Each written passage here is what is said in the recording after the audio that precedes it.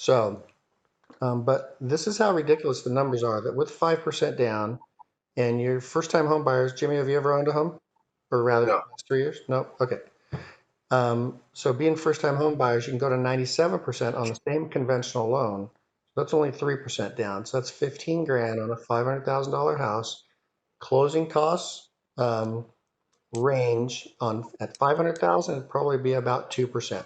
So, you know, that is another 10 grand in closing costs. And what's made up of closing costs? Well, your impounds for tax and insurance. So the property has to have taxes paid, and that's a 1.25 of the purchase price. So 1.25 of the purchase price, a $500,000 house at 1.25% is $7,500. So that's an extra 6,800, call it 7 grand, 700 a month that's already calculated in here. That has to go into impound. So depending on when you fund the loan, depends on how many months you have to have in your escrow account or your impound account. And I'm throwing a lot of information at you guys, but the point is to, get a whole bunch of information, ask the little questions, and when it comes up again later, you'll have a little bit of knowledge about it. Okay. Yeah. So impound account is tax and insurance. Insurance on a $500,000 house, call it 1,500. It's probably less, but let's call it 1,500. So that's 120 bucks a month, right? Something like that. So the taxes and insurance being the 820 bucks, that a couple of months has to go into an impound account so that while you're making payments, they take that portion out and put it in that savings account so that in November they can pay half of your taxes, and in February they pay the second half of your taxes. And let's say you close in May, your housing insurance, homeowners insurance is paid for a year. So you're continuing to put months in there. You put 3 months in when you start. You put months in every time. So in a year, next April, when they're going to pay for May's premium, they have 12 months plus three. I always want a little buffer, right? Because you're going to start with Yeah. three. Get a So little head start.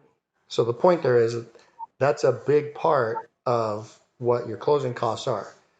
The rest of the closing costs are, the lender wants to get paid is usually about a grand. The appraisals usually about 550. Title insurance, you and the seller split title insurance, but that's probably going to be 12 to 1,500 bucks. Escrow, which is the disinterested third party that deals with both sides and make sure that they follow the contract.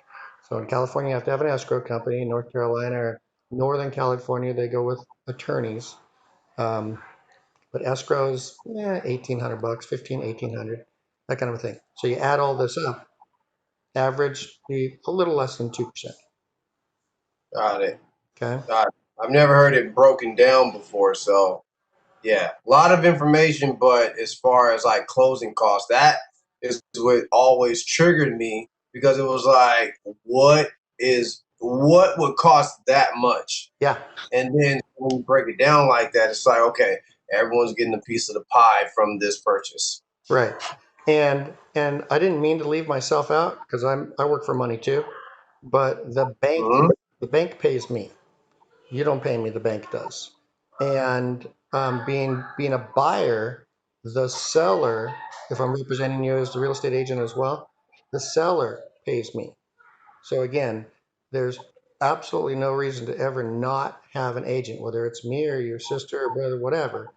You always want an agent if you're buying the property. They know what's going on and they have your fiduciary responsibility.